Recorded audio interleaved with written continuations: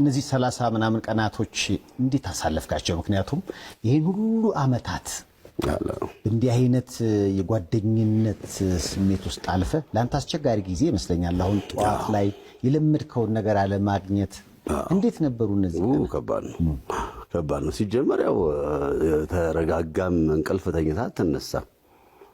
እኔ አሁን ነዚህ በቃ ያው የህይወት የዓለም ህግ የተፈጥሮ ህግ ስለሆነ ለመቀበል ትሞክራለህ እንጂ አሁን ነዚህ ብድግ ስል በቃ ነዚህ እንዲህ አፈር ውስጥ ተኝቶ እኔ እንዴት ፍራሽ ላይ ነኝ ያለሁት ምናምን ብዬ አስባለሁ።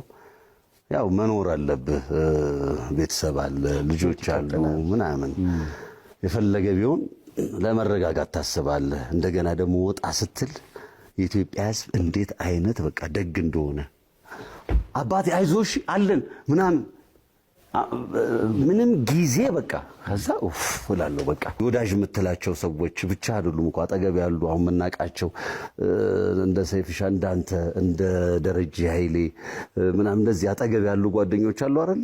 እነ ዘላለም ኩራባቸው ምናምን ደስ የሚል ነገር በቃ ደውለው አይዞ አስንዬ አለው እሺ አንተው ምናምን የሚል ሰው እውነትም ነፃ ያለ ትላለህ።